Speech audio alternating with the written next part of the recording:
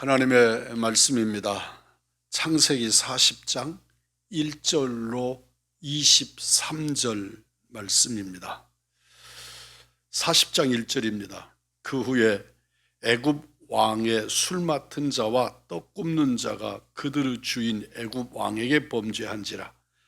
바로가 그 두 관원장 곧 술 맡은 관원장과 떡 굽는 관원장에게 노하여 그들을 친위대장의 집 안에 있는 옥에 가두니 곧 요셉이 갇힌 곳이라. 친위대장이 요셉에게 그들을 수종들게 하며 요셉이 그들을 섬겼더라. 그들이 갇힌 지 여러 날이라.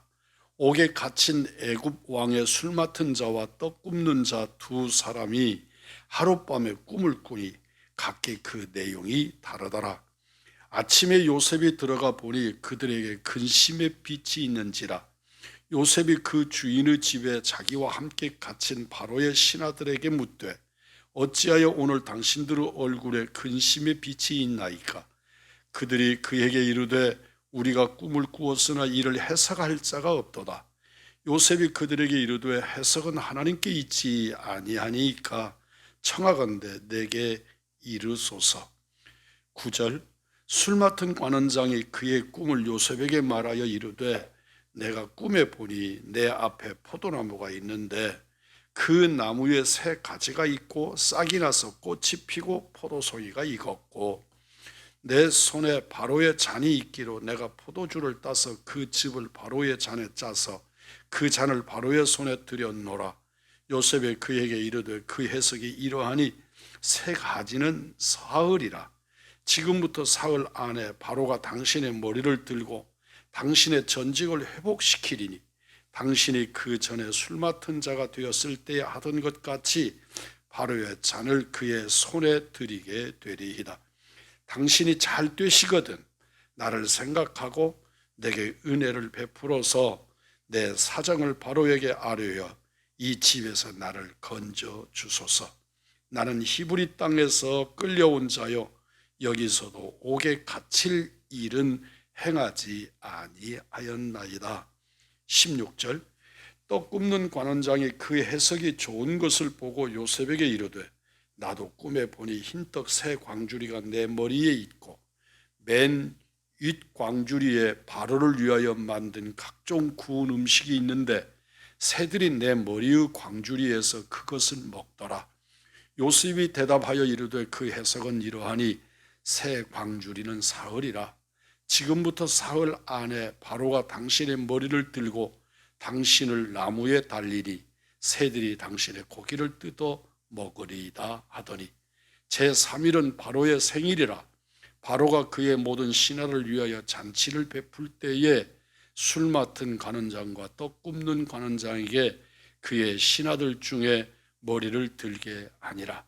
바로의 술 맡은 관원장은 전직을 회복하며 그가 잔을 바로의 손에 받들어 드렸고 떡 굽는 관원장은 매달리니 요셉이 그들에게 해석함과 같이 되었으나 술 맡은 관원장이 요셉을 기억하지 못하고 그를 잊었더라. 아멘. 바로를 섬기던 최측근의 사람들입니다. 왕에게 술을 따르고 술을 만들고 왕의 생활 속에 음료처럼 마시는 것이 술이었다는 것을 생각해 보면 왕의 최측근의 사람이 아니면 왕의 생명이 위협받을 수 있는 일입니다. 또한 음식을 만드는, 여기서는 떡이라고 하였으나 그건 우리식의 표현이고 애굽 왕이 먹는 그 주식을 만드는 사람인 것입니다. 그러니까 역시 그 술 맡은 관원장과 같이 정말 신뢰할 만한 그런 사람이 아니고는 맡을 수 없는 직분의 두 사람들이 어떤 죄를 지었는지는 알지 못하지만 하여튼 범죄의 한 일이 드러나서 감옥에 갇히는데 요셉이 갇힌 그 감옥에 그들도 갇히게 됩니다. 이 간수장이 요셉으로 하여금 그 두 사람을 섬기도록 했고 요셉이 그들을 성심껏 섬겼습니다. 죄수라고는 하나 같은 죄수는 아니었던 거지요. 인간의 미래는 오직 하나님께 달려 있습니다. 애굽 제국의 미래도 바로에게가 아니라 하나님의 손 안에 있음을 알아야 합니다. 이 대한민국도 하나님의 손에 있다는 것을 잊지 마십시오. 오늘 성경에 그 후에라는 말이 나옵니다.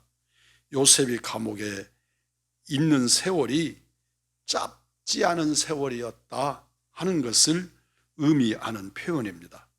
어느 날 요셉이 있는 감옥에 앞에서 말씀드렸던 그 두 고위 관료가 왕의 측근의 사람들이 이 감옥에 죄수가 되어져서 들어옵니다. 두 사람의 시중을 들던 요셉은 그들이 한날에 꾼 꿈 때문에 근심하는 것을 알고 하나님의 지혜로 꿈을 풀겠다고 자청합니다. 미래를 이해하는 수단이 되는 꿈의 해석은 인간의 능력 밖에 있는 일입니다. 그래서 꿈의 영역은 신의 영역으로 이해했던 거지요. 이런 일들 때문에 오늘날의 많은 사람들도 꿈을 꾸고 꿈을 해석하는 일들로 관심을 보이는 경우가 있습니다. 삼가 조심해야 하는 부분입니다. 그러나 하여튼 요셉은 하나님이 주시는 은혜와 지혜를 가지고 두 신하가 꾼 꿈을 따로따로 해석을 합니다.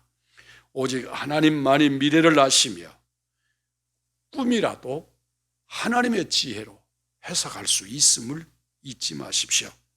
하나님은 하나님의 뜻을 알리는 통로로 요셉을 사용하셨습니다. 9절 이하의 말씀을 봅니다. 요셉은 술 맡은 관원장의 꿈 이야기를 듣고 해석합니다. 이는 그 술 맡은 관원이 사흘 안에 복직이 된다는 의미라고 해석해 주었습니다. 요셉은 술 맡은 관원장이 바로 앞에 서게 될 것을 예언한 것이고 꿈을 그렇게 해석한 것입니다. 그리고 그에게 부탁합니다. 자신을 감옥에서 구해달라고 부탁하고 지금까지 겪었던 부당한 일들을 그들에게 털어놓았습니다. 반면에 떡 굽는 관원장의 꿈은 그가 사흘 안에 죽임을 당해서 그 시체가 매달릴 것을 해석하게 됩니다.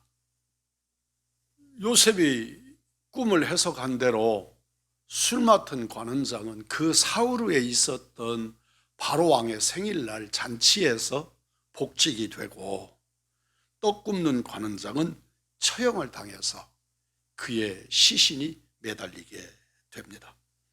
그러나 요셉은 이처럼 놀라운 일을 행하고도 그리고 간곡하게 부탁을 했음에도 술 맡은 관원장은 요셉을 잊어버렸고 요셉은 결국 감옥에서 나가지 못합니다.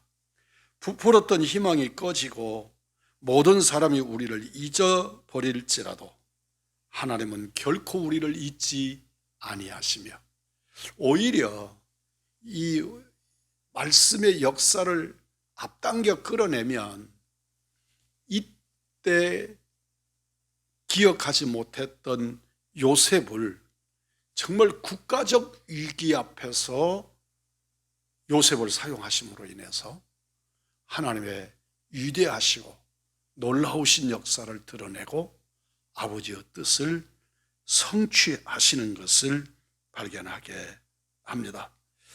요셉의 인생을 보면 그의 인생문이 여러 번 닫히는 것을 발견합니다. 뭔가 좀 될 듯하고 그러다가 다시 막히고 또 될 듯하다가 그게 오히려 더 험악한 데로 빠지고 한 가닥 희망이 있는 술 맡은 관원장마저 복직된 후에 요셉을 잊습니다. 그러나 기억하실 것은 하나님이 잊지 아니하시며 사람은 잊어버려도 사건은 잃어버려도 하나님이 그를 잊지 아니하시면 요셉이 그 인생의 역사의 현장처럼 우리의 삶에도 하나님의 섭리가 그렇게 이끌어날 줄 믿습니다. 오늘 우리들에게 오늘 하루를 살면서 우리의 인생을 살면서 나는 잊혀졌다고 탄식하지 마시고 하나님이 기억하는 사람으로 사시고 요셉이 누리는 은혜와 같은 생명의 복을 누리고 사시는 은혜의 사람들, 우리 의왕중앙의 은총의 백성들이 되기를 우리 구주 예수 그리스도의 이름으로 축복합니다. 한 가지만 말씀을 드리면 오늘로 이 유튜브 그리고 영상을 통해서 증거하는 말씀은 이제 마감하고 주일 새벽부터는 오프라인에서 우리 예배당에서 함께 예배 드리면서 하나님 앞에 정상적인 새벽 기도로 진행해 가겠습니다. 기도합니다. 존귀하신 거룩하신 아버지, 꿈을 주시고 해석하게 하시고 이루시는 꿈의 주인이신 하나님을 찬양합니다. 왜 이런 일이 일어났는지, 왜 이렇게 살아야 하는지 답을 알 수 없어서 근심의 빛이 가득한 이에게 유일한 인생의 해석자이신 하나님을 소개하게 하시고 또한 우리들의 삶에서 하나님의 역사와 붙드심, 하나님이 잊어버리지 아니하시고 기억하시는 은총의 사람들이 되기를 원합니다. 코로나 바이러스 19 때문에 그동안에 가히 2달 가까이 이렇게 하나님 존전에 나오지 못했었으나 이제 때를 조정해 주시고 우리로 기회를 회복해 주셔서 새벽에 기도하게 하시고 하나님 앞에 서게 해 주시니 감사합니다.